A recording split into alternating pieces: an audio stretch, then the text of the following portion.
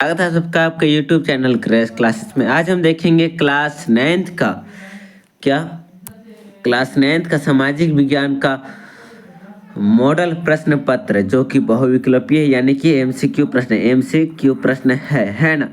इसको आप PYQ भी बोल सकते हैं, PYQ, यानी कि यह 2022-23 का है, तो इसको आप PYQ बोल सकते हैं। क्योंकि इस मॉडल में पढ़ना इसलिए जरूरी है क्योंकि इसी से मॉडल पेपर से ही 25 से 30 प्रश्न 25 से 30% प्रश्न मॉडल प्रश्न से ही उठा के एग्जाम में डायरेक्ट दे देता है ना। चलिए हम लोग देखते हैं, प्रश्न की ओर बढ़ते हैं।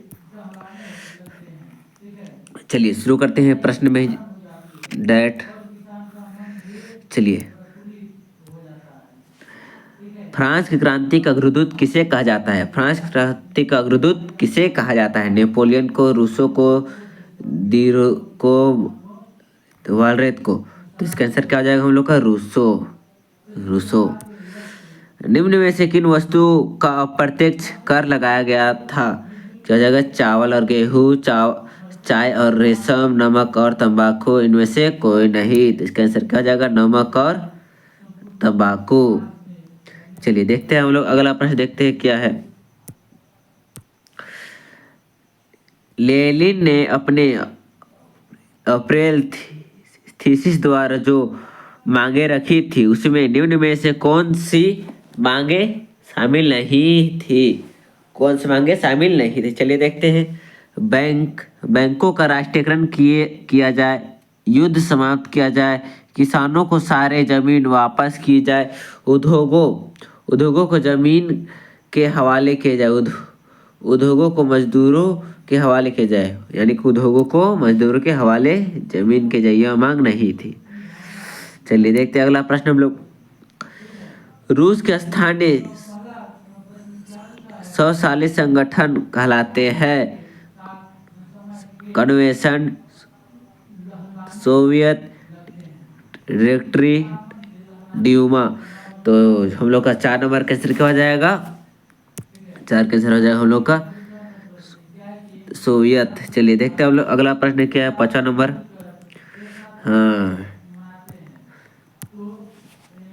5वां नंबर प्रश्न है ना। धुरी शक्ति किन देशों को कहा जाता था? Germany, France, Russia. Germany, France, Russia. Germany, Australia, Turkey, Germany, Italy, Japan, Britain, France, Russia. तो हम लोग का आंसर क्या जाएगा इसका? Germany, Italy, Japan. क्या? जर्मनी, इटली, जापान, है ना। चलिए देखते हैं हम लोग अगला प्रश्न की ओर बढ़ते हैं। 6ठा नंबर। किस संधि द्वारा जर्मनी पर कठोर अपमानजनक शर्तें थोपी गई थी? पेरिस की संधि, वीना की संधि, वर्षीय संधि, तुर्की कुस्तुनतुनिया की संधि। तो इसका आंसर क्या हो जाएगा हम लोग का? C number. क्या सी नंबर हो जाएगा, है ना। 6ठा का सी नंबर। सी नंबर आप समझ आइए। यहाँ पे थोड़ा पेन सही से काम नहीं कर रहा है।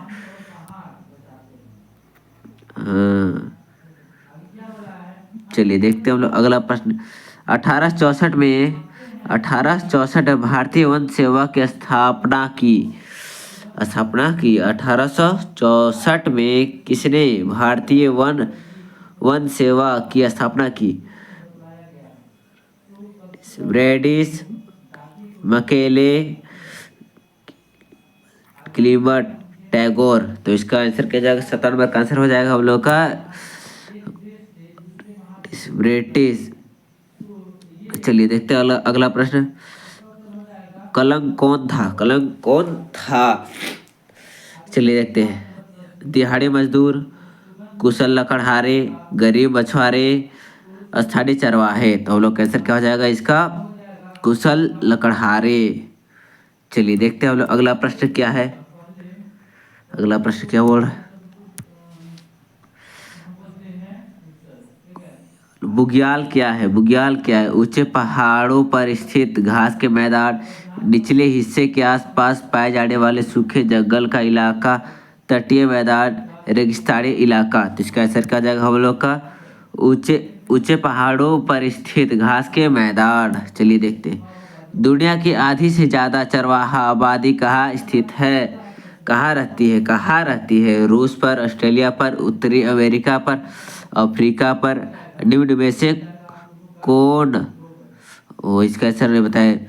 दुनिया की आधी से ज्यादा चरवाहा आबादी कहाँ रहती है? रूस, ऑस्ट्रेलिया, उत्तरी अमेरिका, अफ्रीका। तो इसका आंसर क्या हो जाएगा हम लोग का अफ्रीका। चलिए देखते हैं अगला प्रश्न। निम्नांकित में से कौन समकालीन दुनिया में सरकार का सबसे लोकप्रिय रूप है? सरकार का सबसे लोकप्रिय रूप है सैन्य शक्ति, तानाशाही, लोकतंत्र, राजतंत्र। तो इसका आंसर क्या हो जाएगा हम लोग का, इसका आंसर हो जाएगा लोकतंत्र। क्या लोकतंत्र। चलिए देखते हैं हम लोग का 12 नंबर प्रश्न क्या बोलता है। हाँ 12 नंबर प्रश्न छूट रहा है।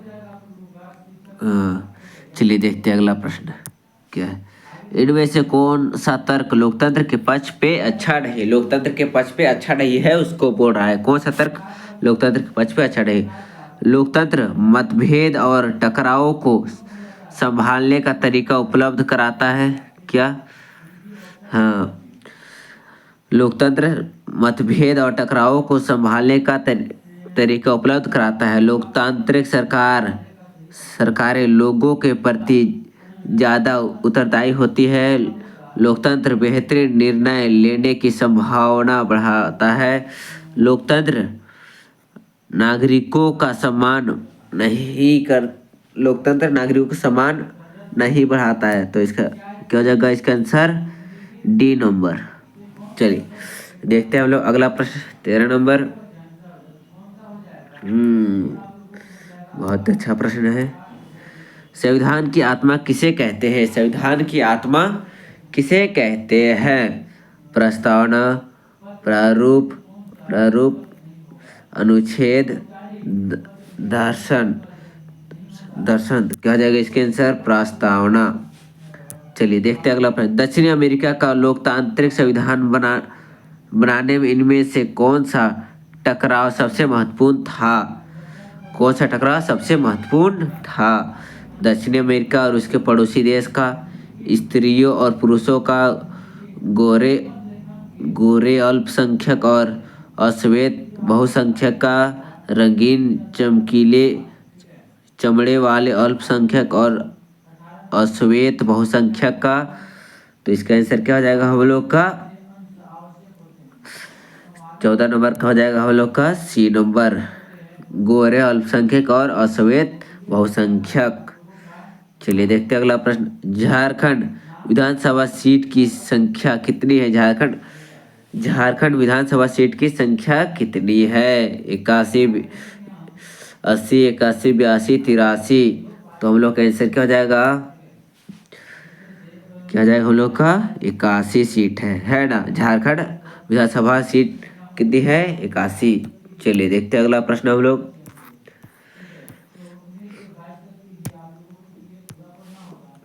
राष्ट्रीय मतदाता दिवस कब मनाया जाता है? राष्ट्रीय मतदाता दिवस कब मनाया जाता है? 25 फरवरी, 20 मार्च, 25 फरवरी, 20 मार्च, 23 अप्रैल, 25 जनवरी। तो हम लोग का 16 नंबर का आंसर क्या हो जाएगा? 25 फरवरी है ना। चलिए देखते हैं हम लोग 17 नंबर क्वेश्चन। वर्तमान समय में भारत के राष्ट्रपति कौन है? सोनिया गांधी, द्रौपदी मुर्मू, नरेंद्र मोदी, रामनाथ कोविंद। तो यह प्रश्न आप दीजिएगा। क्या 17 नंबर प्रश्न का आप आंसर दे दीजिए कमेंट बॉक्स में। चलिए ये बहुत ही आसान प्रश्न है। 17 नंबर का क्वेश्चन बहुत ही आसान प्रश्न है।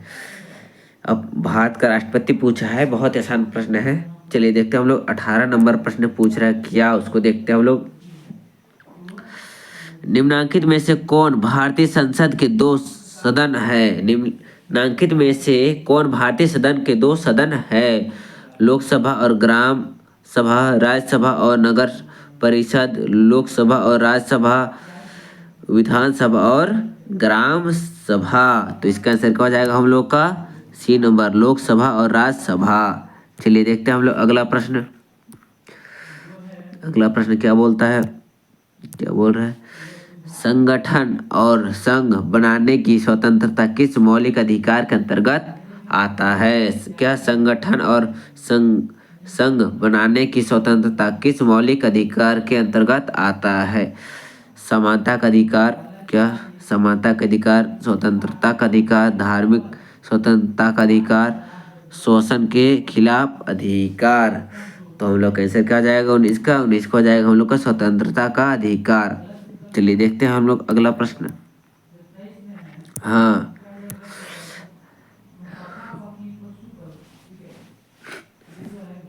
निम्नलिखित में से कौन मौलिक अधिकारों में नहीं आता है? निम्नलिखित में से कौन मौलिक अधिकारों में नहीं आता है? कौन मौलिक अधिकारों में नहीं आता? समानता का अधिकार, स्वतंत्रता का अधिकार, संवैधानिक उपचार का अधिकार,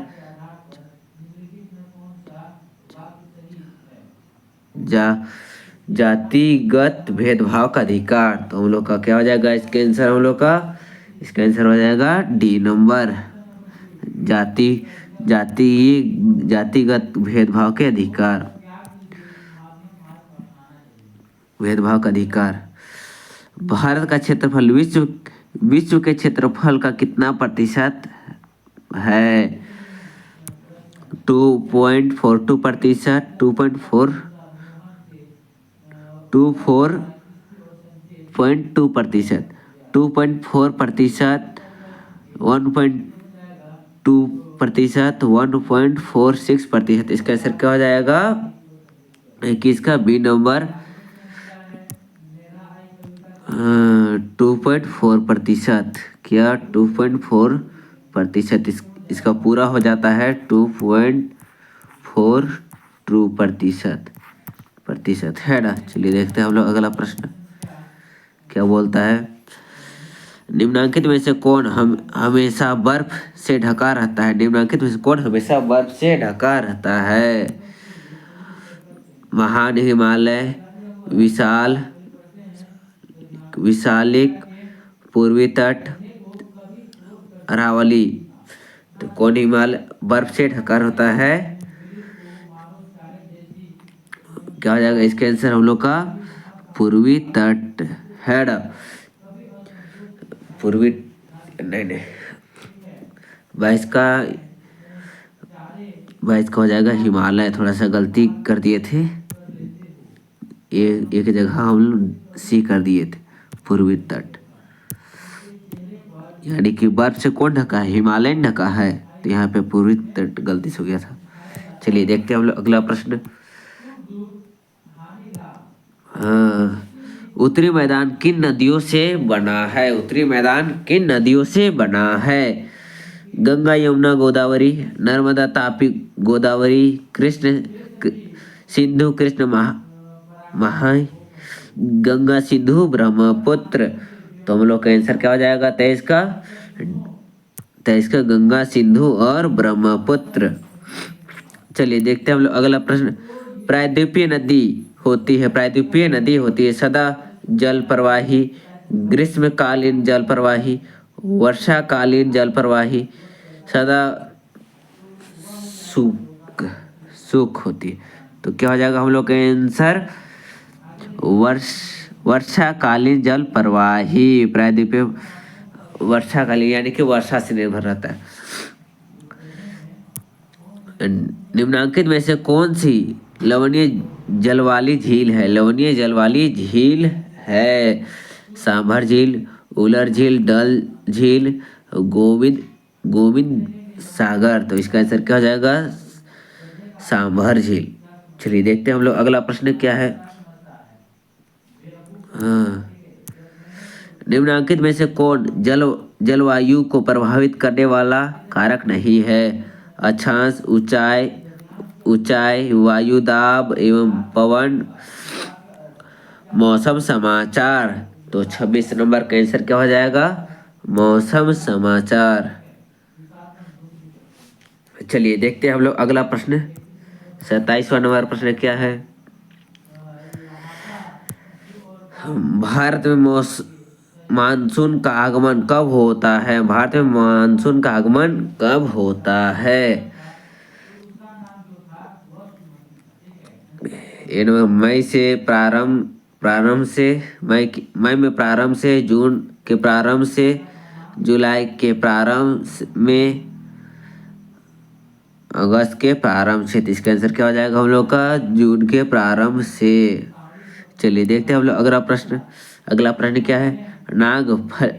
नागफली नागफनी किस वनस्पति क्षेत्र में पाई जाती है।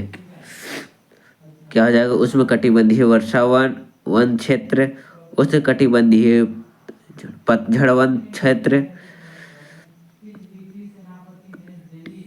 कंटेले वन तथा झाड़ियों के क्षेत्र,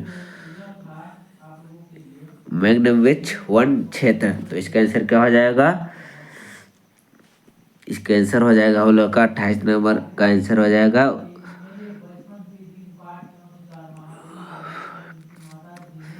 सी नंबर, कंटी वन तथा झाड़ियों के क्षेत्र, है ना। यह प्रश्न आपको पता है क्या हम बताए थे, जहाँ पे आप लोगों को VVI प्रश्न बता रहे थे, VVI क्वेश्चन जहाँ बता रहे थे उसमें से यह सब प्रश्न था। आप लोग देखिए मॉडल प्रश्न में यही सब प्रश्न है, और आपको हम दिए थे, हम लोग बनाए थे, बता रहे थे, उसमें यही सब प्रश्न था।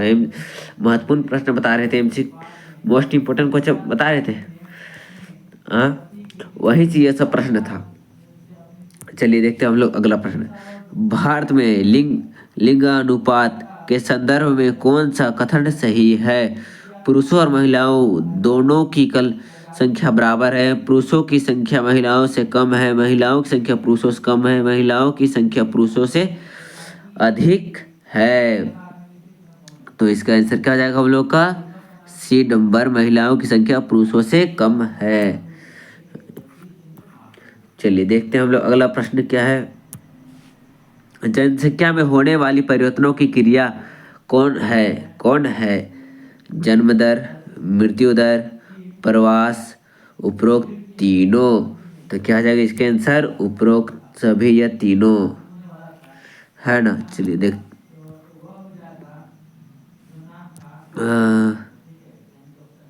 उपरोक्त तीनों। उत्पाद की पहली आवश्यकता क्या है। उत्पाद की पहली आवश्यकता क्या है। श्रम है, भूमि है, भौतिक पूंजी है, मानव पूंजी है। तो इसका आंसर क्या हो जाएगा हम लोग का, उत्पाद अगर कुछ भी अगर खेती करते हैं, है ना, खेती करते हैं, सबसे पहले क्या आ जाएगा हम लोग का, भूमि आ जाएगा, है ना। उसके बाद देखिए यहाँ पे श्रम के लिए हम लोग को पैसा चाहिए, यानी भौतिक पूंजी, श्रम चाहिए, उसके बाद मानव पूंजी। चलिए देखते हैं हम लोग अगला प्रश्न क्या बोलता है। अस्थायी पूंजी और कार्यशील पूंजी किसके स्रोत है।